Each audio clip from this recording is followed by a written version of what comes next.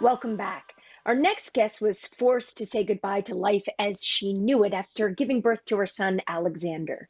He was born with a rare genetic disorder called Kleefstra syndrome. She spent the last decade working around the clock providing care for him. Her journey has been documented in a new memoir called My Own Blood. Joining us now is author Ashley Bristowe. Welcome to the show, Ashley. Thank you so much for having me. Okay, Ashley, let's start right at the beginning because you say that during this pregnancy, you had no indication that this was any different than the pregnancy with your first child. So at what point did you start to suspect that something was wrong? We had concerns from just after he was born. Then for months, it was like he was very slow to develop, but everybody said that things would be okay. Mhm. But there was a fear, that fear that every parent will remember or know that something might be wrong. And there was. Ashley, can you tell us exactly what Kleefstra syndrome is? Kleefstra syndrome is a genetic syndrome that's characterized by low muscle tone, developmental delay, cognitive delay. Um, Most of the children have a variety of issues physically, including complications like heart murmur. Our son had ear folds. Most Kleefstra syndrome children are what are characterized as globally delayed. So walking Hmm. is very late or never. Speech is difficult.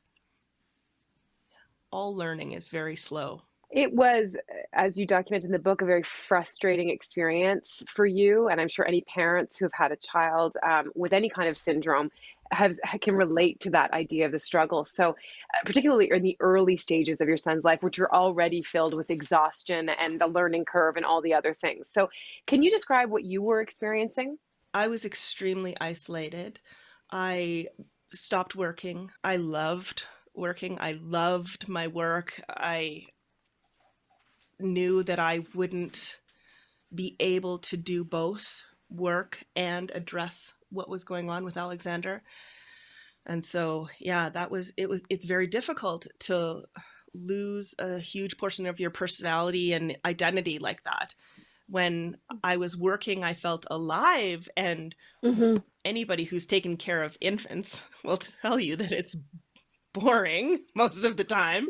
And I thought, oh no, my life is going to be characterized by decades of working with a child who was projected to never walk and never talk. At one point in the book, you share a story about your father who offered to give you a lump sum of money. And you were very honest about the fact that you contemplated just taking that money and booking a flight and sort of disappearing, getting away from it all, at least for a period of time. Talk to us about what kept you from making that decision, which I feel like many people can understand. Yeah, my dad, Bruce, is a hero in this book. A flawed hero, but absolutely a hero. He gave us $24,000 to pay off part of our line of credit that we had gone into debt because there's many costs that come into your life when you have a disabled child. And I had left the workforce. So your income falls to half just as all your costs explode. And this happens for every family with a disabled child. Their costs explode, even with subsidies and assistance. So my dad was trying to help me address that debt that we were spiraling into. And I absolutely contemplated leaving. I mean, it's terrifying to think that a mother would leave their family. As a society, we don't really look at that. The pressure we put women under to just endure and absorb more and more anything from the outside, just absorb and be the pillar of the family, is unrealistic, especially if it just comes to ideating leaving. And in that parking lot of the Braeside Community Mall in Calgary, I sat there. Eventually, just duty moved me to turn on the car and drive back and pick up our older child and go home and keep going. Let's talk about finances a bit more, because I can't imagine how high the costs are for caring for a child with special needs. And in 2010, right at the time of your diagnosis, the Alberta government made big cuts to early intervention and health budgets for children with disabilities. And we've seen these kinds of cuts happen across other provinces as well. So, Ashley, what type of financial support would you like to see in place for parents of children with special needs? A baseline income would be extremely helpful for families with disabled children if they require it. I have a master's, and if I were to coordinate someone else's service teams, I could be paid $77 an hour. But as the mother of the child who receives the services, my coordination cannot be paid.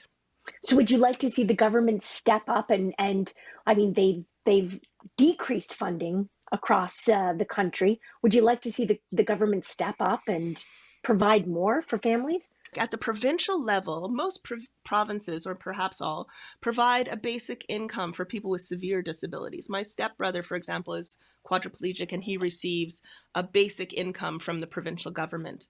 However, that basic income that is allocated to disabled adults throughout Canada is between $1,200 and $1,600 a month.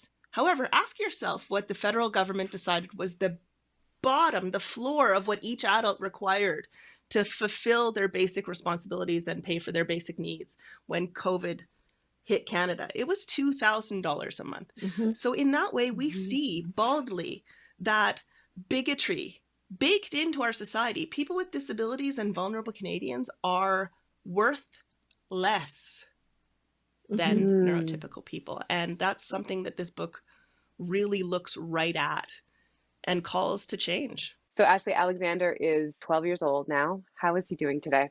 Alexander is an amazing little kid. So his prognosis was never walk, never talk.